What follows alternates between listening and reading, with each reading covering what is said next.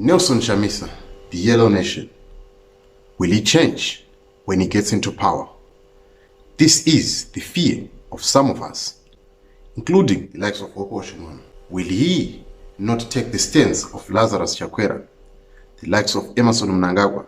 Well, it is a trend in Africa that the former president becomes the darling of the people after they are gone, and sometimes people regret why did they take them out. Hello and welcome to JCTV Africa. So we look at this syndrome that is in Africa, whereby the former presidents are venerated more than the current president. If you're new on this channel, please consider subscribing as we bring you all the analysis of what is happening, especially in Zimbabwe and across Africa. In political administration, they say power is sweet.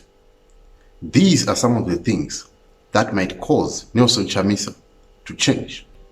Remember, in any election, there are a number of parties that are involved in making sure they have their interests heard. The first is the oligarchs, the business people. This is the likes of your Queen Bee, the Guptas, South Africa. Oligarchs or oligarchy is the rule by the few. But we have seen oligarchy happening in the USA, Russia, also in the likes of South Africa. But we want to take a look at the comparisons of the three: USA, South Africa, and Russia. In the case of Russia, the oligarchs are subservient to the current government and they have to pay allegiance to Vladimir Putin, who is the current leader.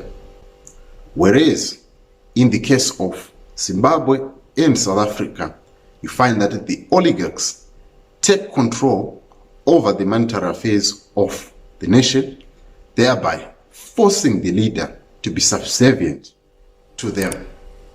This is where the problem starts, when the oligarchs are now against the voters. In 2012, when the government of South Africa, through the police, gunned down 34 protesting mine workers who were protesting against the oligarchs of Lonmin.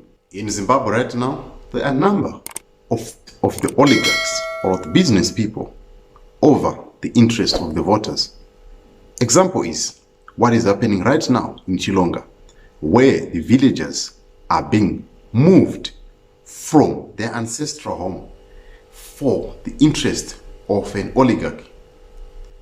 The other example is what is happening in Mtoko, where the oligarchs, they are coming to collect granite stones at the expense of the roads and the land that is owned by the people of Mtoko.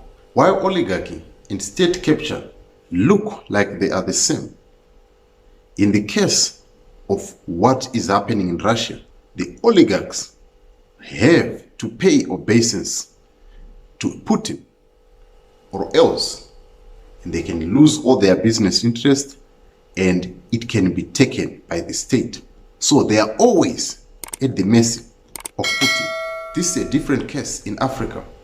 While in Russia, they might enjoy the free education and basic services are delivered to the people. It is a different scenario in Africa. You find the state capture, which might look like oligarchy, does not benefit the poor. It is benefiting the elite and the politician. How do the oligarchs close in to make sure that they control the president? During the campaign trail, the oligarchs, they close in and they offer their support.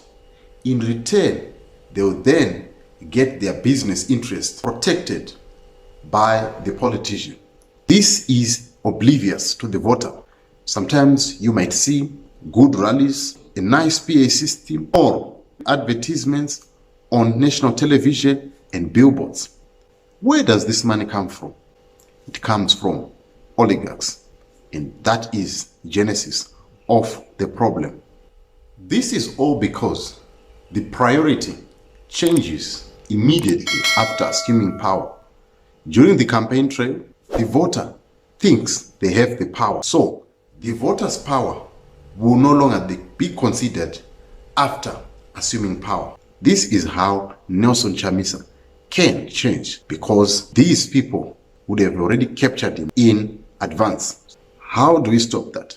In 2008, Barack Obama, the presidential candidate, introduced a system of crowdfunding whereby all the participants of the election put in their power by donating to the campaign.